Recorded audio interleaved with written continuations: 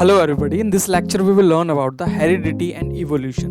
देखो, हेरिडिटी का मतलब क्या है और इवोल्यूशन का मतलब क्या है, इसको हम देखेंगे और मेंडल की थ्योरी को हम इस चैप्टर में समझेंगे बस। तो सबसे पहले हम समझते हैं कि what is the meaning of the heredity. Transmission of characteristics, या फिर कोई भी ट्रेड की मैं बात कर लूँ उन अपने पेरेंट्स से और उनके बच्चों में ट्रेड्स का। अब ट्रेड्स का मतलब क्या होता है, कोई भी गुण हो गया। अब कौन कौन से ट्रेड्स हो सकते हैं, जैसे हाइट हो गया, हेयर कलर हो गया, शेप ऑफ ईयर हो गया, शेप ऑफ नोज हो गया, शेप ऑफ चिन हो गया, इनका ट्रांसमिशन होना, इसको ही हम क्या बोलते हैं, हेरिडिटी। जैसे आपके मम्मी पापा से आपकी फेस की जो चिन की शेप, नोज की शेप, ईयर की शेप मिलती होगी, तो इसको ही बोलते हैं हेरिडिटी। तो किसी भी पेरेंट्स का उसकी अगली जनरेशन में shape of the nose, shape of chin, shape of ear, colour of the hair, ये सब कुछ ट्रांसफ़र होते हैं। इस प्रॉपर्टी को हम हेरिडिटी बोलते हैं। ठीक है, अब हम देखेंगे कि इवोल्यूशन क्या होता है। अब अगर एग्जैक्टली सेम ही जनरेशन पैदा होने लग जाए तो फिर नए करेक्टरिस्टिक्स आना बंद हो जाएंगे। तो क्या होता है, जब एक जनरेशन से दूसरी जनरेशन जब पैदा होती है, एक जनरेशन से दूसरी जनरेशन जब पैदा होती है, तो जो न्यू जनरेशन बनती है उनके अंदर कुछ ना कुछ इवॉल्व हो जाती हैं चीज़ें। कोई एक ऐसा नया ट्रेड, एक ऐसा नया गुण आ जाता है जो उनके मम्मी पापा में नहीं था। तो इस करेक्टरिस्टिक को, इसी प्रोसेस को हम क्या बोलते हैं, इवॉल्व होना। जैसे पहले हम क्या थे, बोला जाता है कि हम बंदरों से बने हुए हैं, तो इंसान जो है वो बंदरों से बना था। तो जो आपके एप्स जो होते हैं वो क्या हुए, इवॉल्व हुए टाइम के साथ। कितने साल लगे, हजारों साल लग गए।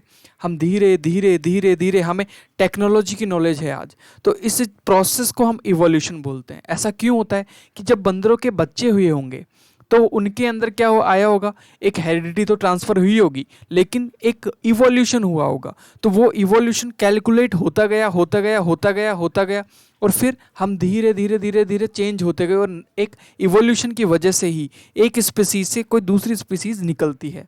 तो बात समझ में आ गई। दोनों बातें क्लियर होनी चाहिए इस चैप्टर को समझने से पहले, कि हेरिडिटी का मतलब होता है कि करेक्टरिस्टिक्स का ट्रांसफ़र होना, और इवोल्यूशन का मतलब होता है कि कुछ ऐसे ट्रेड्स जो कि आपके नए जुड़ जाते हैं नए आगे वाली जनरेशन में। क्लियर।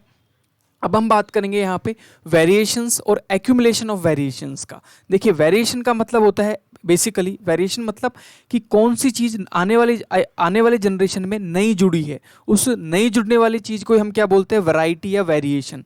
तो वेरिएशन का मतलब होता है कि differences in the characters among the individuals of species is called the variation. ठीक है, कि कोई भी नई चीज़ ऐसी आई हो जो कि पहले नहीं थी लेकिन अभी आ गई। जैसे पहले आदमी के पूंछ हुआ करती थी, लेकिन जब आदमी के अंदर इवोल्यूशन आया तो पूंछ गायब हो गई, तो उसको बोलते हैं वेरिएशन। तो अगर वेरिएशन क्या होता है, जुड़ता जाता है, तो क्या होता है, उसका जुड़ते जाने को बोलते हैं एक्यूमुलेट हो जाना, जुड़ जाना। जब एक्यूमुलेट हो जाता है वेरिएशन, तो वो क्या बन जाता है, एक नया ऑर्गेनिज्म बन जाता है। क्लियर होगी बात। एक एग्जाम्पल से समझते हैं, जिराफ के एग्जाम्पल से समझते हैं वेरिएशन और एक्यूमुलेशन ऑफ वेरिएशन को। जब जहाँ पे जिराफ रहते थे वहाँ पे नीचे घास हुआ करती थी, लेकिन आगे क्या हुआ कि घास खत्म हो गई, तो ऊपर पेड़ से खाना पड़ा, तो उनको अपनी नेक को क्या करना पड़ा, स्ट्रेच करना पड़ा। तो इतना स्ट्रेच होती गई कि आज जो जिराफ मिलता है आपको, वो वेरिएशन जो आया उसका एक्यूमुलेशन फॉर्म में मिलता है। मतलब उनकी सबकी गर्दन क्या है, लंबी मिलेगी। तो वेरिएशन का मतलब होता है बेसिकली इवोल्यूशन। और अगर इवोल्यूशन क्या हो जाए, एक्यूमुलेट हो जाए, तो उसको बोल देंगे हम एक्यूमुलेशन ऑफ द वेरिएशन बोल दो, या एक्यूमुलेशन ऑफ द इवोल्यूशन बोल दो। उसकी वजह से क्या रिजल्टेंट वैल्यू मिलती है कि आने वाली जो जनरेशन होगी वो एक नए डिफरेंट करेक्टरिस्टिक के साथ मिलेगी आपको। तो एक्यूमुलेट होकर एक नई स्पीसीज भी तैयार हो जाती है। तो आपको ये बात समझनी है। अब हम आगे चलेंगे। यहाँ पे आगे चलने से पहले please please please do subscribe this channel. तो नेक्स्ट हम जो देखने वाले हैं वो हम देखने वाले हैं मेंडल्स की थ्योरी। तो मेंडल क्या थे, मेंडल एक तरीके से आप बोल सकते हो कि चर्च के अंदर जो पूजा पाठ करते हैं उनको फादर बोलते हैं ना, तो वो थे। तो वहाँ पे वो काम करते थे, लेकिन वहाँ पे क्या था कि एक गार्डन था। गार्डन के अंदर क्या होता था, गार्डन के अंदर होता था एक मटर के पौधों का, मतलब पी प्लांट्स का क्या था, छोटा सा गार्डन था। उनके ऊपर कुछ एक्सपेरिमेंट करके उन्होंने इनहेरिटेंस के ऊपर कुछ थ्योरीज दी। उन्होंने देखा रिजल्ट, और रिजल्ट्स को पेपर पे लिख दिया। उन थ्योरीज को हम इस चैप्टर में पढ़ते हैं। तो सबसे पहले मेंडल की थ्योरी को पढ़ने से पहले कुछ टर्म्स आपको याद रखनी है। 2-3 टर्म्स है। तो पहली जो टर्म होती है वो होती है क्रोमोसोम। देखिए, क्रोमोसोम क्या होता है। आपकी कोई भी सेल, बॉडी की कोई भी सेल आप निकालोगे और सेल को काटोगे तो उसके बीच में न्यूक्लियस निकलेगा और न्यूक्लियस के बीच में आपके क्रोमोसोम रखे हुए मिलेंगे। क्रोमोसोम का बेसिकली काम क्या होता है कि क्रोमोसोम जो होते हैं वो कुछ ऐसे दिखाई देते हैं। हर एक सेल के, हर बॉडी के सेल के अंदर कितने क्रोमोसोम प्रेजेंट होते हैं, नंबर ऑफ क्रोमोसोम बोलते हैं हम, 46 क्रोमोसोम होते हैं, मतलब 23 पेयर में प्रेजेंट होते हैं। पेयर कितना, अगर कोई पेयर पूछे तो 23 हर एक सेल के अंदर। और नंबर ऑफ क्रोमोसोम कितने होंगे, नंबर ऑफ क्रोमोसोम 46 आपके हर सेल के अंदर प्रेजेंट होंगे। क्रोमोसोम जो होता है वो ऐसा दिखाई देता है, क्लियर, हर सेल के अंदर प्रेजेंट होता है, क्लियर। अब इस क्रोमोसोम को अगर मैं जूम करूँ तो क्रोमोसोम के अंदर क्या प्रेजेंट होगा, ये जो पार्ट है इसके अंदर क्या प्रेजेंट होगा, तो इसके अंदर जो प्रेजेंट होता है उसका नाम होता है डीएनए। डीएनए एक ऐसा स्ट्रिंग लाइक स्ट्रक्चर होता है जिसके बीच में इस तरीके से आपको कोडिंग देखने को मिलेगी। This is called the DNA, this is called the DNA, ठीक है, डीऑक्सी राइबो न्यूक्लिक एसिड। इसका काम होता है कि जो छोटे छोटे ये आपको बॉन्ड दिख रहे हैं इनको इकट्ठा करके अपने पास रखना, और ये जो छोटे छोटे बॉन्ड्स होते हैं उनको हम क्या बोलते हैं, उनको बोलते हैं जीन्स। तो आप बोल सकते हो जीन क्या करते हैं, जीन ही होता है जो डिसाइड करता है कि आपका टेक्सचर कैसा होगा, आपकी बॉडी का कलर कैसा होगा, आपके हेयर का कलर, आपके आइरिस का, आंखों का कलर कैसा होगा, आपकी हाइट कितनी लंबी जाएगी, कितने छोटे रहोगे, सब कुछ उस जीन के ऊपर, उस डीएनए की पर्टिकुलर कोडिंग होती है छोटे पार्ट में। वो कोडिंग डिसाइड करती है कैसा दिखाई देता है जीन। अगर मैं डीएनए को छोटा सा पार्ट निकालूं तो कुछ ऐसा दिखाई देगा। तो डीएनए का एक लिटिल बिट पार्ट को हम क्या बोलते हैं, जीन बोलते हैं। तो आप बोल सकते हो this is called the gene. तो जीन्स का काम क्या होता है, जीन एक कितने जीन होते हैं, बहुत सारे जीन होते हैं, बहुत सारे, क्योंकि एक डीएनए के अंदर बहुत सारे जीन हो सकते हैं। एक पर्टिकुलर जीन एक पर्टिकुलर चीज़ के लिए रिस्पॉन्सिबल होता है। एक जीन आपके हेयर कलर के लिए रिस्पॉन्सिबल होगा, एक जीन आपके बॉडी की हाइट के लिए, बॉडी ग्रोथ के लिए रिस्पॉन्सिबल होगा।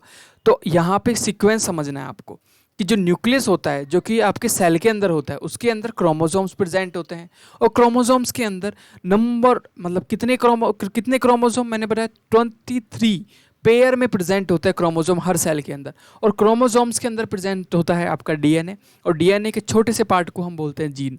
तो याद रखना है ये सीक्वेंस कि सेल के अंदर होता है क्रोमोसोम, क्रोमोसोम के अंदर होता है डीएनए, डीएनए के अंदर होता है आपका gene. I hope everything is clear now. Okay, ये टर्म्स आपको याद रखनी थी।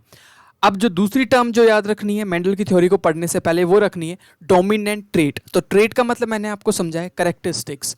तो देखो दो तरीके की कैरेक्टरिस्टिक्स होती हैं, एक होती है डोमिनेंट ट्रेट और एक होती है आपकी रिसेसिव ट्रेट। तो मैं आपको समझाता हूँ कि डोमिनेंट और रिसेसिव शब्द का मतलब क्या है। देखो फादर जो हैं उनकी आंखों का कलर अगर ब्राउन है और मम्मी की आंखों का कलर क्या है, अगर ब्लू है, और उनसे जो बच्चा होता है उनकी आंखों का कलर कैसा होता है, अगर ब्राउन कलर का बच्चे की आंख होती हैं, तो इस केस में आप मुझे बताओ कि किसका गुण, किसकी कैरेक्टरिस्टिक बच्चे में दिखाई दे रही है, तो आप बोलोगे बिल्कुल फादर की दिखाई दे रही है। तो इस केस में जो डोमिनेट कर रहा होगा ना, जिसके कैरेक्टरिस्टिक्स, जिसके गुण बच्चे में दिखाई दे रहे होंगे, वो क्या होगा, डोमिनेंट ट्रेट का होगा, वो डोमिनेट कर रहा होगा। और यहाँ पे जो नहीं कर रहा होगा डोमिनेट, जिसके कैरेक्टरिस्टिक्स बच्चे में नहीं दिखाई दे रहे होंगे, उसको किस शब्द से जाना जाता है, उसको हम क्या बोलते हैं, रिसेसिव बोलते हैं। तो यहाँ पे मोम जो होगी वो रिसेसिव होगी, और डोमिनेंट जिसके कैरेक्टरिस्टिक बच्चे में दिखाई दे, मतलब अगली जनरेशन में दिखाई दे, तो उनको बोलते हैं डोमिनेंट, जिसके कैरेक्टरिस्टिक्स आपको अपीयरेंस में, उसकी फिजिकल अपीयरेंस में दिखाई दे, मम्मी के या डैडी के। अगर यहाँ पे मम्मी के दिखाई देते तो मॉम क्या होती है, यहाँ पे डोमिनेंट होती। जरूरी नहीं है कि यहाँ पे डैड ही हमेशा डोमिनेंट होगा, मॉम भी डोमिनेंट हो सकती है, और पापा जो है वो रिसेसिव हो सकते हैं, और पापा डोमिनेट हैं यहाँ पे, और मॉम यहाँ पे रिसेसिव, मैंने आपको समझाया हुआ है। तो समझ में ये आना चाहिए कि what is the meaning of dominate. Dominate मतलब, डोमिनेंट ट्रेट्स वो ट्रेट्स होती हैं, ऐसे गुण जो बच्चे में दिखाई देते हैं, और रिसेसिव जो दब जाती हैं, जो दिखाई नहीं देती हैं। क्लियर हो गया, दोनों शब्दों का मतलब समझना जरूरी है। ओके, अब इसके बाद में हम देखेंगे यहाँ पे फिनोटाइप्स का। देखो फिनोटाइप बेसिकली आप बोल सकते हो कि कोई भी ऑर्गेनिज्म जब बनता है तो उसके कैरेक्टरिस्टिक्स एक तो होते हैं जो हम आंखों से देख सकते हैं कि वो लंबा है, कि सुकड़ा है, कि मोटा है, कि पतला है। तो उन कैरेक्टरिस्टिक्स को हम क्या बोलते हैं, जिनको हम आंखों से देखते हैं, जो फिजिकल अपीयरेंस होती है, उनको बोलते हैं हम फिनोटाइप, कि पर्टिकुलर ऑर्गेनिज्म कैसा दिखाई देता है। तो उन सारे ऑर्गेनिजम्स के दिखने वाली चीज़ों को हम फिनोटाइप कैरेक्टरिस्टिक बोलते हैं। क्लियर। और जो दूसरी टाइप होती है वो उसको बोलते हैं हम जीनोटाइप। जीनोटाइप मतलब कि वो किस तरीके से के गैमेट्स से मिलके बना हुआ है। जैसे यहाँ पे मैंने एक पिक्चर ली हुई है, यहाँ पे आपका कैपिटल बी और कैपिटल बी है, यहाँ पे कैपिटल बी स्मॉल बी है, यहाँ पे दोनों स्मॉल बी हैं। तो जो ये कैपिटल बी और बी मैंने जो रिप्रेजेंट किया है इनको बोलते हैं जीनोटाइप्स। और जो ये ब्लू कलर का दिखाई दे रहा है, ये ब्लू का दिखाई दे रहा है और ये व्हाइट कलर का दिखाई दे रहा है, इनको क्या बोलते हैं? इनको बोलते हैं आप फिनोटाइप।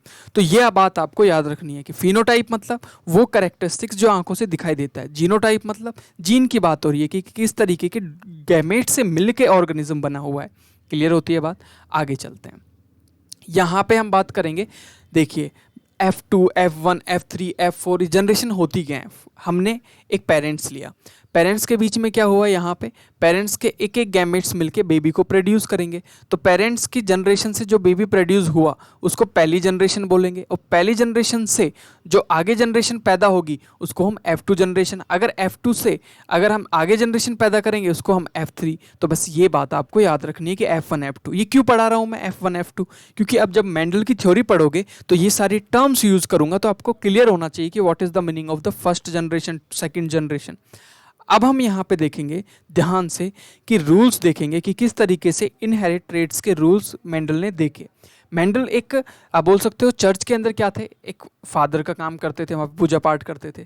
तो वहाँ पे मटर के पौधे जिनको हम पी प्लांट्स बोलते हैं, उन्होंने वहाँ पे पी प्लांट्स के ऊपर रिसर्च करना स्टार्ट किया। क्वेश्चन आता है कि पी प्लांट्स ही क्यों चुने, और भी प्लांट्स चुन सकता था। पी प्लांट्स, अगर मैं आदमी के ऊपर एक्सपेरिमेंट करने बैठूंगा तो मुझे 100 साल तक एक आदमी के अगली जनरेशन को देखने के लिए 100-200 साल लग जाएंगे। तो एक एक्सपेरिमेंट को करने के लिए पूरी ज़िंदगी खत्म हो जाएगी। तो पी प्लांट्स क्या होते हैं, 3-4 महीने में अगला पी प्लांट उग जाता है और उसमें बीज आ जाते हैं। तो पूरा रिजल्ट देखना हमारे लिए कम टाइम में आसानी से हो रहा था, इसलिए इन्होंने पी प्लांट्स के ऊपर ये एक्सपेरिमेंट को कराया। नहीं तो ये किसी भी एनिमल के ऊपर कराते तो इनको बहुत लंबा टाइम लगता, क्योंकि पी प्लांट्स भी तो एक लिविंग ऑर्गेनिज्म है ना। अब क्या किया इन्होंने, पी प्लांट्स डिफरेंट टाइप के थे। तो हम यहाँ पे पहला इनहेरिटेंस देखेंगे, जो एक्सपेरिमेंट किया गया उसके रिजल्ट्स क्या आए वो देखेंगे यहाँ पे। तो इन्होंने मोनो हाइब्रिड, मोनो मतलब होता है एक, मोनो मतलब एक कैरेक्टरिस्टिक को लेके ही पहले क्या करवाया इन्होंने, क्रॉस करवाया। दो अलग अलग तरीके के पी प्लांट लिए, एक प्लांट लिया, देखो जो आपके जॉर्ज मेंडल जो थे वो ऐसे दिखते थे, और इन्होंने यहाँ पे पी प्लांट्स लिए और एक ही कैरेक्टरिस्टिक को, मोनो हाइब्रिड का मतलब होता है एक ही कैरेक्टरिस्टिक के बीच में क्रॉस करवा देना। और वो जो आपकी जो कैरेक्टरिस्टिक को बेस बनाया, वो जो कैरेक्टरिस्टिक थी वो थी हाइट। तो हाइट को बेस मान के इन्होंने यहाँ पे क्रॉस पॉलिनेशन करवाना स्टार्ट किया। तो एक प्लांट लिया, एक पी प्लांट लिया जो कि कैसा था, टॉल था, और एक पी प्लांट लिया जो कि कैसा था, डॉफ था। एक लंबा पी प्लांट था, एक छोटा पी प्लांट था। जो टॉल था उसकी जो पेरेंटल जनरेशन थी, ये तो क्या हो गई दिखने में टॉल, और अगर उसकी मैं जीनोटाइप्स की, उसके गैमेट्स की बात करूंगा तो यहाँ पे कैपिटल टी और कैपिटल टी से रिप्रेजेंट किया गया उन्होंने। अब आप बोलोगे ये किसने रिप्रेजेंट किया, जो पूरा एक्सपेरिमेंट हुआ उसको उन्होंने एक पेपर पे लिखा, उस एक्सपेरिमेंट को हम पढ़ते हैं। क्लियर हो गई बात? तो जो टॉल था उसके लिए कैपिटल टी और कैपिटल टी यूज़ किया, क्यों किया वो अभी मैं बताने वाला हूँ। और डॉफ के लिए यहाँ पे स्मॉल टी ऐसा इसलिए किया कि जो भी करेक्टरिस्टिक उनको दिखा, जो डोमिनेंट करेक्टरिस्टिक वाली चीज़ें होती है उनको उन्होंने कैपिटल टी से या कैपिटल लेटर से शो किया। जितनी भी रिसेसिव वाली थी, जिनकी करेक्टरिस्टिक्स दब गई थी, उनको उन्होंने स्मॉल लेटर से शो करना चाहा। तो उसके बाद में ये तो हो गया पेरेंटल जनरेशन, ये क्या हो गई पेरेंटल जनरेशन। अब पेरेंटल जनरेशन से बेबी प्रोड्यूस करवाना है तो क्या करेंगे, उन पेरेंटल जनरेशन के कौन कौन से गैमेट्स पॉसिबल हो सकते हैं। तो यहाँ पे टॉल का कैपिटल टी हो सकता है और एक और कैपिटल टी हो सकता है, डॉफ का स्मॉल टी और स्मॉल टी हो सकता है। अब ये जो आया वो क्या आया, गैमेट्स आए, मैक्सिमम पॉसिबल गैमेट्स आपके पास में आ गए, 2 कैपिटल टी और 2 ही आपके स्मॉल टी। अब ये क्या करेंगे, ये दोनों कितने मैक्सिमम पॉसिबिलिटीज़ में मिलके कितने मैक्सिमम आपके F1 जनरेशन को प्रोड्यूस कर सकते हैं। तो हम यहाँ पे प्रोबेबिलिटी देखते हैं।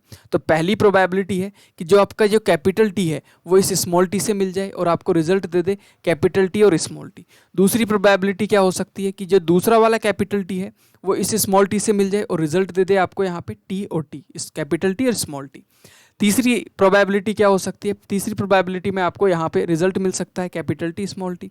उसके बाद में भी क्या रिजल्ट मिलेगा, कैपिटल टी स्मॉल टी। तो जो F1 जनरेशन जो आपकी आई, जो F1 जनरेशन आई उसके अंदर जितने भी प्लांट्स आएंगे उनके अंदर क्या होगा genotype, capital T small T, capital T small T, इस कैपिटल टी स्मॉल टी और कैपिटल टी स्मॉल टी।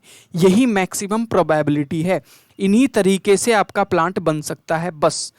तो यहाँ पे आप मुझे बताओ कि जो ये प्लांट होगा वो कैसा होगा, छोटा होगा मतलब डॉफ होगा या फिर टॉल होगा, लंबा होगा।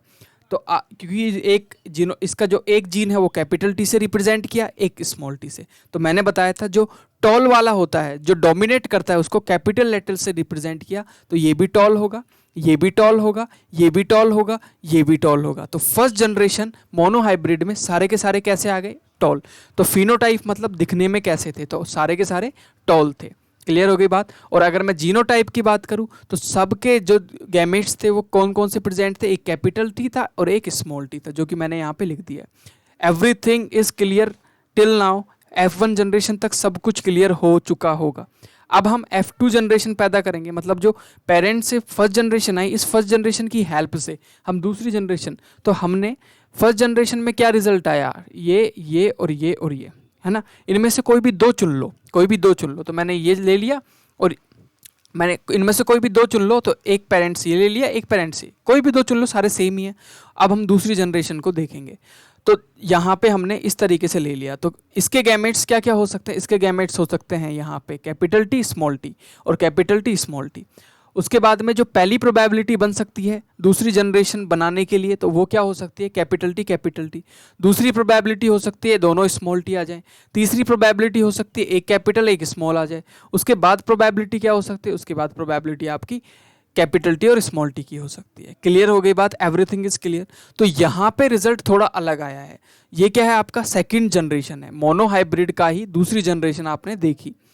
आपको दूसरी जनरेशन में रिजल्ट जो मिले वो देखो क्या मिले, ध्यान से। फिनोटाइप जो मिले ना फिजिकली, देखो ये कैसा होगा, टॉल होगा, ये कैसा होगा, टॉल होगा, ये कैसा होगा, टॉल होगा। लेकिन लेकिन लेकिन ये वाला जो प्लांट आएगा ना वो कैसा होगा, दिस प्लांट विल बी डॉफ। क्यों, दोनों के दोनों जो इनके गैमेट्स हैं वो स्मॉल स्मॉल है, और स्मॉल को किससे रिप्रेजेंट किया था, डॉफ वाले से। तो जो फिनोटाइप का जो रेशो मिलेगा वो किस तरीके के रेशो मिलेगा, टॉल रेशियो डॉफ 3:1 के रेशो में आपको प्रेजेंट मिलेगा। Everything is clear now. और जीनोटाइप का रेशो किस तरीके से मिलेगा आपको, जो जीनोटाइप का रेशो होगा वो होगा आपका कैपिटल टी कैपिटल टी। कितने हैं कैपिटल टी बताओ। तो यहाँ पे कैपिटल टी है आपका 1, स्मॉल टी कितने हैं 1, और बाकी के कैपिटल और स्मॉल दोनों मिला के कितने हैं, तो यहाँ पे हैं 2। तो 1:2 के रेशो में आपको जीनोटाइपिक रेशो मिलेगा। तो everything is clear till now, I hope.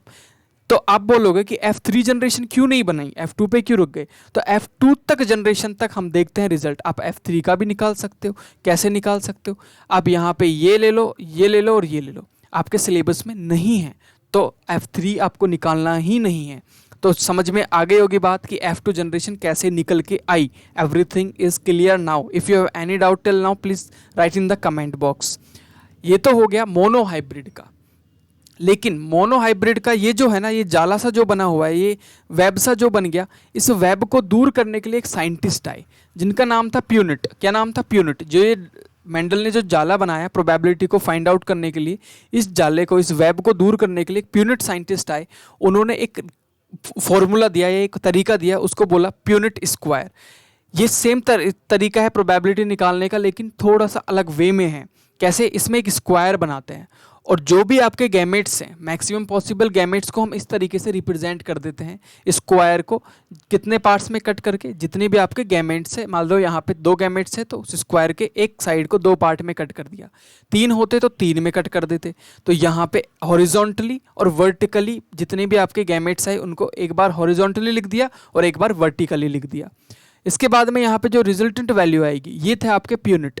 अब यहाँ पे जो रिजल्टेंट वैल्यू आएगी वो क्या क्या आएगी, तो यहाँ से कैपिटल टी और यहाँ से कैपिटल टी। तो क्या लिख सकते हैं हम यहाँ पे, दोनों इस स्क्वायर के इस बॉक्स में लिख सकते हैं कैपिटल टी।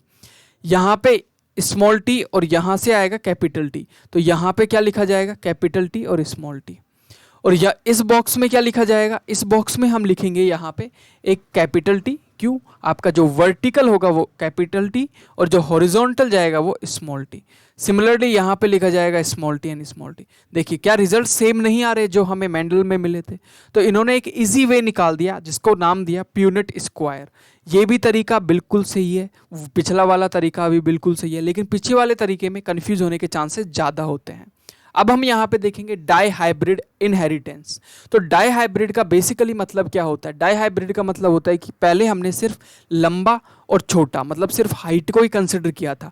अब यहाँ पे डाई मतलब दो दो चीज़ों को कंसिडर करेंगे, मतलब एक लेंगे उसकी शेप, एक लेंगे उसका कलर, दो कैरेक्टरिस्टिक को लेके फिर हम इन दोनों के बीच में क्रॉस करवा के रिजल्ट्स देखेंगे। तो सबसे पहले यहाँ पे जो सीड होता है, मटर के जो बीज होते हैं, उसका शेप भी लिया और उसके कलर को भी लिया। तो पहला लिया राउंड शेप का और येलो कलर का। कैसा? राउंड शेप का जो दाना होना चाहिए और येलो कलर का दाना होना चाहिए आपके मटर का। दूसरा जो लिया वो उसका जो शेप था वो रिंकल्ड था और कलर जो था उसका वो ग्रीन था। तो इसको रिप्रेजेंट कैसे किया? कैपिटल आर, आर से तो किया राउंड वाले को, राउंड वाले शेप के जो कैरेक्टरिस्टिक्स होते हैं या गैमेट्स होते हैं उनको कैपिटल आर से किया, और येलो वाले को कैपिटल वाई से किया। अब आप बोलोगे कि कैसे किया, उनको पता, ये जो लिखा हुआ है, जो ये थ्योरी है वो एक्सपेरिमेंट करने के बाद लिखी हुई थ्योरी है। तो जो राउंड था उसको कैपिटल से लिखने का मतलब है कि ये जो राउंड है वो डोमिनेंट ट्रेट है, जो येलो कलर है वो डोमिनेंट ट्रेट इसमें शो कर रहा था। उसके बाद में यहाँ पे रिंकल्स को यहाँ पे स्मॉल आर से रिप्रेजेंट किया और ग्रीन को स्मॉल वाई से रिप्रेजेंट किया। इसके बाद में यहाँ पे कौन कौन से आपके ट्रेट्स या गैमेट्स आ सकते हैं, ये दोनों आपके गैमेट्स होंगे। यहाँ पे एक आर और कैपिटल वाई और आर और कैपिटल वाई, यहाँ पे small R small Y small R small Y. उसके बाद जो पहली जनरेशन होगी F1 जनरेशन, वो हमने किससे निकालेंगे? हम इजी वे से निकालेंगे, जिसको क्या बोलते हैं? Punnett square. इसमें आपके मैक्सिमम पॉसिबल जो रिजल्ट्स होते हैं उनको हॉरिजॉन्टल और वर्टिकल आप लिख सकते हो। तो यहाँ पे आपने इसको लिखा, पहले गैमेट को लिखा यहाँ पे, दूसरे को लिखा यहाँ पे, और दूसरे जो रिंकल्ड और ग्रीन वाले आपके गैमेट्स थे उनको आपने कैसे लिखा? वर्टिकली लिखा। अब जो रिजल्ट्स आएंगे वो कुछ इस तरीके से आएंगे। पहले बॉक्स में क्या रिजल्ट आएगा? पहले बॉक्स में रिजल्ट आएगा इसका हॉरिजॉन्टल और इसका वर्टिकल। तो this will be your first result, this will be your second result, this will be your third result and this will be your fourth result. तो ये आपके प्यूनेट के रिजल्ट्स आएंगे। तो इसकी F1 जनरेशन की अगर कोई फिनोटाइप पूछे तो फिनोटाइप क्या होने वाली है? राउंड और येलो। देखो सारे के सारे, क्योंकि कैपिटल आर किसको रिप्रेजेंट कर रहा था? राउंड को, और कैपिटल वाई जो कि आपका क्या था? डोमिनेंट था। तो इस वाले बॉक्स में भी सारे कैसे होंगे? राउंड येलो, इसमें भी राउंड येलो, इसमें भी राउंड येलो और इसमें भी राउंड येलो। तो जो जितने भी फर्स्ट जनरेशन में जो डाई हाइब्रिड के अंदर जो आपके पी प्लांट्स से पी निकलेंगे वो कैसे निकलेंगे? राउंड भी और येलो भी। नेक्स्ट यहाँ पे अब F2 जनरेशन को पैदा करने के लिए F1 जनरेशन से आप कोई भी दो प्लांट निकाल लो, और दो प्लांट कुछ इस तरीके के गैमेट्स के साथ निकलेंगे, क्योंकि सबके रिजल्ट्स क्या आए थे? R small R capital Y small Y. अब क्या किया जाएगा? अब हम इनको देखें तो कितने गैमेट्स प्रोड्यूस हो सकते हैं इस वाले पेयर में से? तो आपको पता है 4 तरीके के यहाँ पे जोड़े बन सकते हैं। एक गैमेट 4 पार्ट में डिवाइड हो सकता है, एक कैपिटल आर और वाई के साथ, कैपिटल आर और स्मॉल वाई, स्मॉल आर और कैपिटल वाई, और स्मॉल आर और स्मॉल वाई, इस तरीके से। सिमिलरली जो दूसरा पेयर लिया उसमें भी आपको, क्योंकि पेरेंट्स के अंदर क्या चाहिए? दो तो कम से कम आपको क्या चाहिए? पेरेंट्स दो तो होने ही चाहिए ना। तो इसके भी जो आपके रिजल्टेंट वैल्यू आएंगी, जो गैमेट्स आएंगे, वो आपके ये आने वाले हैं। अब इन गैमेट्स को फ्यूज़ करा के ही हम दूसरी जनरेशन पैदा करते हैं। तो देखते हैं किस तरीके से F2 जनरेशन, उसके लिए हमने प्यूनेट स्क्वायर बनाया। तो यहाँ पे रिजल्टेंट वैल्यू 1 2 3 4, तो इस वाले को मैंने लिख दिया हॉरिजॉन्टल और इस वाले को वर्टिकल। अब आप बोलोगे क्यों? मैं तो पहले वाले को वर्टिकल लिखूंगा, दूसरे वाले को हॉरिजॉन्टल में लिखूंगा। ये जो चीज़ें हैं इनको मैं हॉरिजॉन्टल में लिखूंगा, आपकी मर्जी है। आप चाहो तो इन सबको आप हॉरिजॉन्टल में लिख सकते हो, इन सबको आप हॉरिजॉन्टल बॉक्स में लिख सकते हो। आप चाहो तो इनको हॉरिजॉन्टल में और लिख सकते हो और इस वाले को वर्टिकल में लिख सकते हो, आपकी मर्जी है, इट्स योर चॉइस। लेकिन सबको एक साथ ही लिखना। अगर इसको आप हॉरिजॉन्टल में लिख रहे हो तो इसको भी उसके पास में हॉरिजॉन्टल, इसको भी हॉरिजॉन्टल, इसको भी हॉरिजॉन्टल। क्लियर? तो मैंने यहाँ पे कुछ इस तरीके से जमाना स्टार्ट किया। जितने भी आपके गैमेट्स थे F1 जनरेशन के जितने भी गैमेट्स थे उनको जमाया, और किसके लिए? F2 जनरेशन निकालने के लिए। तो इस बॉक्स में क्या आएगा? इस बॉक्स में आएगा आपका कैपिटल आर और कैपिटल वाई, इस बॉक्स में आएगा कैपिटल आर और कैपिटल आर और स्मॉल वाई, क्योंकि यहाँ पे एक स्मॉल वाई आपका प्रेजेंट है। इस तरीके से पूरा का पूरा बॉक्स आप भर दोगे तो यहाँ पे आपको इस तरीके के रिजल्ट्स आपको देखने को मिलेंगे। पूरे के पूरे बॉक्स में इतने सारे रिजल्ट्स आपको देखने को मिलेंगे, मिलके देखने को। This is called the Punnett square method, easiest method और बेस्ट मेथड। जो रिजल्ट आया उसमें आप देखोगे, टैली करोगे तो राउंड और येलो आपको 9 मिलेंगे। कितने? 9।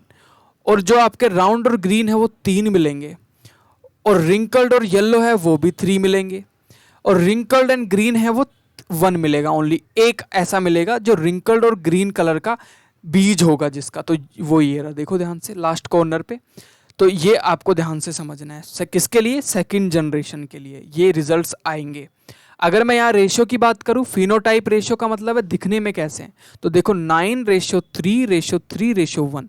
तो 9 होंगे राउंड येलो, 3 होंगे round green, wrinkled green yellow 3 होंगे, रिंकल्ड ग्रीन 1 होगा। तो ये आपके फिनोटाइपिक रेशियो होंगे। अगर मैं जीनोटाइपिक रेशियो की बात करूँ तो कुछ ऐसा दिखाई देगा जीनोटाइपिक रेशियो। जीनोटाइपिक रेशियो का मतलब होता है कि आर आर वाई वाई कितने प्रेजेंट हैं, ठीक है। जो ये आपके R small R capital R small Y कितने प्रेजेंट हैं। तो जीनोटाइपिक रेशियो बहुत कम पूछा जाता है, सबसे इंपॉर्टेंट है आपका फिनोटाइपिक रेशियो। तो यहाँ तक आपको समझ में आना चाहिए। अब देखते हैं हम नेक्स्ट पॉइंट, ब्लड ग्रुप्स जो होते हैं मम्मी पापा से बच्चे में कैसे ट्रांसफ़र होते हैं, कैसे इनहेरिटेट होते हैं। तो कितने तरीके के ब्लड ग्रुप्स होते हैं, तो 4 तरीके के ब्लड ग्रुप होता है। एक होता है ए, एक होता है बी, एक होता है ए बी, एक होता है ओ। क्लियर? तो जो ब्लड ग्रुप होता है वो उसमें जो ए और बी नाम का जो ब्लड ग्रुप होता है वो डोमिनेंट होता है। डोमिनेंट मतलब वो ओ को दबा देता है। मतलब कैसे, समझाओ। अगर पेरेंट्स में से किसी का ब्लड ग्रुप ए है और दूसरे का क्या है, ओ है, तो बच्चे का ब्लड ग्रुप 100% क्या होगा, ए होगा, क्योंकि ए ने ओ को दबा दिया। क्लियर? अगर किसी का बी है, एक का ओ है, तो बच्चे का ब्लड ग्रुप भी क्या होगा, बी होगा, क्योंकि बी और ए दोनों को दबा देते हैं। एक का ए है, एक का बी है, तो बच्चे का ब्लड ग्रुप होगा ए बी। क्लियर? अगर दोनों का ही ओ है तो क्या होगा, तो यहाँ पे कि ना तो ए है ना बी है, तो यहाँ पे बच्चे का ब्लड ग्रुप सिर्फ ओ ही होगा। समझ में आ गई होगी बात, किस तरीके से इनहेरिटेट होते हैं ब्लड ग्रुप्स। अब बात कर लेते हैं हम सेक्स डिटर्मिनेशन की। क्या है सेक्स डिटर्मिनेशन का मतलब है कि जो न्यू बॉर्न बेबी है वो मेल है कि फीमेल है, वो किस चीज़ पे डिपेंड करता है और किस पर्सन पे डिपेंड करता है। तो बेसिकली हमारे सेल के अंदर, हमारा जो नॉर्मल सेल होता है उसके अंदर मैंने बताया था कितने क्रोमोसोम्स प्रेजेंट होते हैं, 23 पेयर। मतलब पेयर को अगर आंसर में निकालोगे तो 46 क्रोमोसोम्स प्रेजेंट होंगे। लेकिन लेकिन लेकिन इंपॉर्टेंट बात, अगर मैं स्पर्म की बात करूं ना, जिससे बेबी प्रोड्यूस होता है, उसके अंदर क्रोमोसोम की बात करूं तो उसके अंदर टोटल नंबर में ही 23 होते हैं क्रोमोसोम। याद रखना, ये बॉडी की ऐसी सेल होती है जिसमें क्रोमोसोम सिर्फ 23 ही होते हैं, पेयर में नहीं, सिर्फ टोटली 23। और जो ओवम होता है, जो फीमेल का ओवम होता है, उसके अंदर भी 23 ही प्रेजेंट होते हैं। क्लियर हो गई बात? दोनों मिलते हैं 23, फिर ये मल्टीप्लाई होते हैं तो बेबी प्रोड्यूस होता है। तो यहाँ पे जो स्पर्म आता है उसका जो 23rd नंबर का जो वो होता है क्रोमोसोम, जो होता है 23rd नंबर का क्रोमोसोम, वो एक्स और वाई की फॉर्म में मिलता है। लेकिन जो फीमेल के अंदर जो 23rd नंबर का होता है वो एक्स और एक्स की फॉर्म में। अगर अगर अगर लड़के का जो क्रोमोसोम है 23rd नंबर का वाई फ्यूज हो जाता है फीमेल के ओवम के साथ, तो होता है क्या, मेल होता है। वाई अगर हो गया तो होगा मेल। अगर यहाँ पे 23rd नंबर का एक्स फ्यूज हो गया ओवम के साथ में तो होगी फीमेल।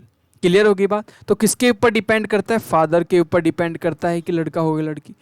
कैसे डिसाइड होता है भाई एक्स फ्यूज हुआ है कि वाई फ्यूज, ये कोई पर्टिकुलर कोई नहीं बता सकता, इट्स बायोलॉजिकल प्रोसेस है, ये नेचर ने बनाया हुआ है। हो सकता है आपका वाई हो सकता है आपका एक्स हो, ठीक है। तो ये डिपेंड करता है आपके स्पर्म के ऊपर कि वो जब फ्यूज कर रहा है तो उसके अंदर जो 23rd नंबर का है वो एक्स प्रेजेंट है कि वाई प्रेजेंट है। अलग अलग स्ट्रेन के होते हैं। क्लियर?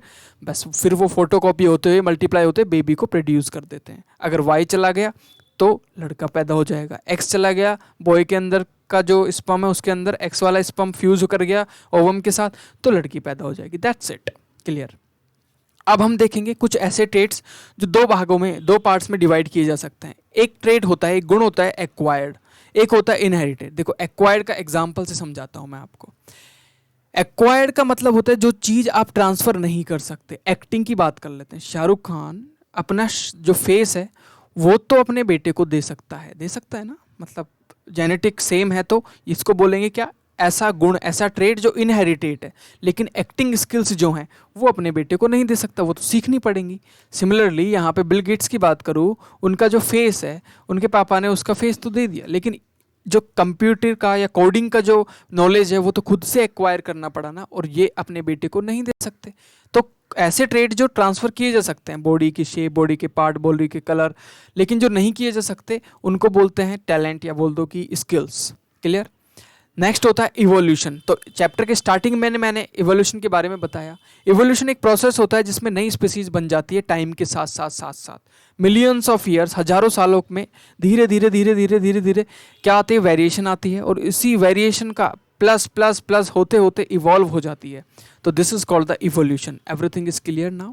अगर कोई आपसे बोले कि ये बता भाई, कोई एविडेंस बता कि इस दुनिया में इवोल्यूशन एग्जिस्ट करता है, तो उसको बताने के लिए आपके पास सबसे पहली जो चीज़ हो सकती है वो हो सकती है होमोलॉजियस ऑर्गन्स।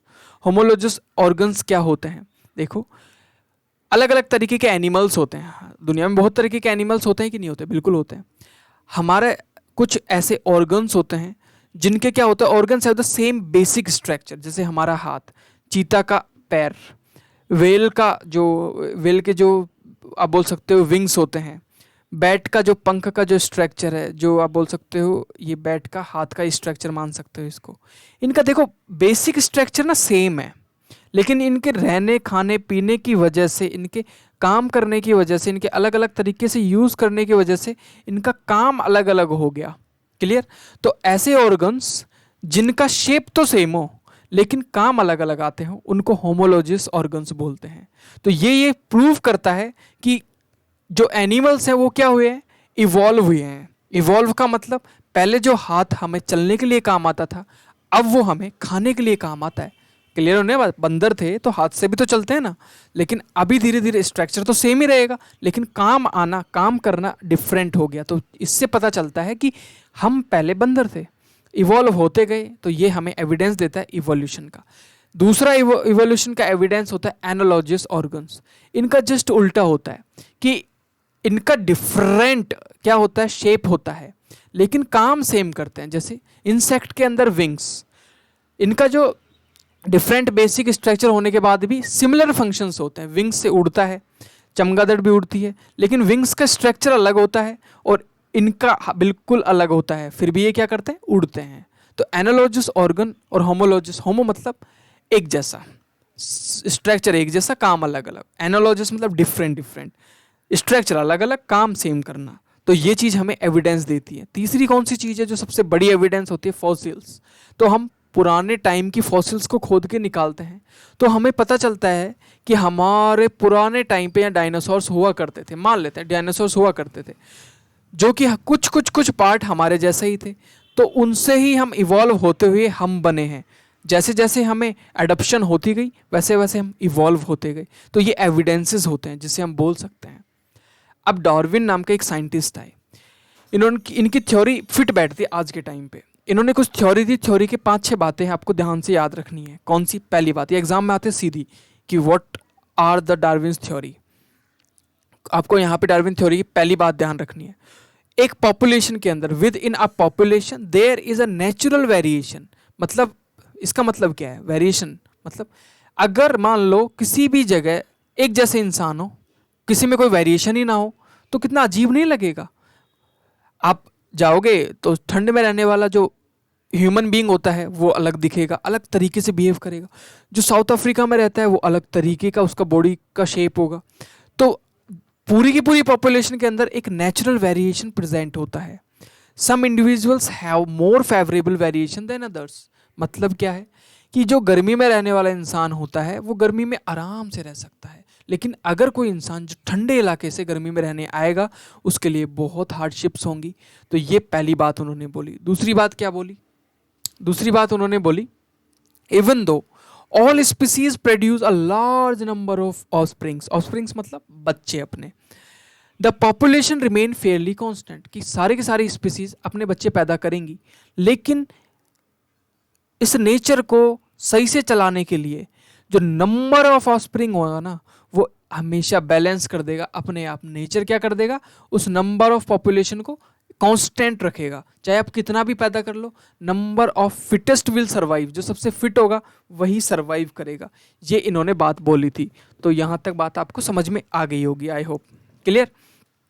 इसके बाद क्या बोलते हैं, तीसरी बात क्या बोलते हैं ये, तीसरी बात बोलते हैं the struggle for the survival with in the population eliminates the unfit individuals. मतलब क्या होगा कि इन्होंने ये बोला कि जो पूरी की पूरी पॉपुलेशन में जो सबसे ज़्यादा अनफिट होगा, कमज़ोर होगा ना, वो उसको नेचर अपने आप ही मार देगी, उसको नेचर अपने आप ही ख़त्म कर देगी।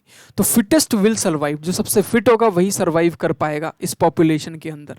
The individuals having favourable variation pass on these variations their progeny from generation to generation.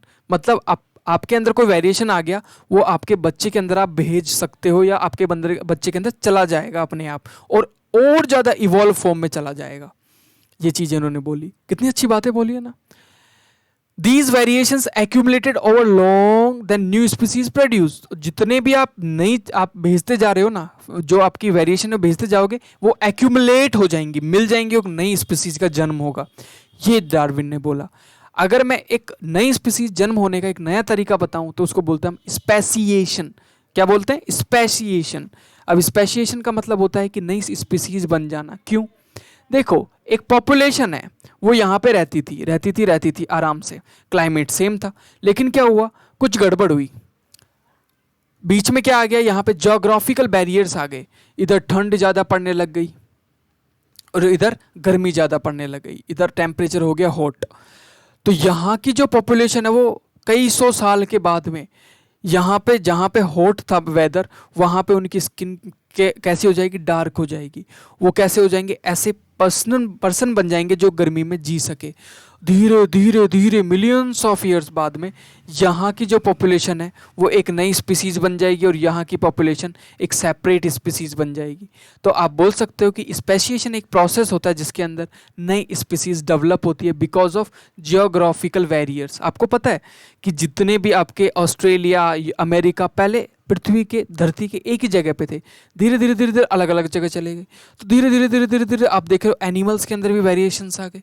जो एनिमल यहाँ पे मिलेगा वो एनिमल ऑस्ट्रेलिया में नहीं मिलेगा, और वो जो ऑस्ट्रेलिया में मिलेगा वो यहाँ पे नहीं मिलेगा। तो बेसिकली स्पीसीज के बनने के पीछे ज्योग्राफिकल बैरियर का बहुत बड़ा हाथ होता है। तो this was the complete chapter. If you enjoyed this chapter, if you like the video, please like का बटन को दबा दो, फोड़ दो, और सब्सक्राइब तो करना ही है। Please please please, it's my humble request, please do subscribe. Thank you everybody. If you have any doubt, please let me in the comment section. Thank you, bye bye.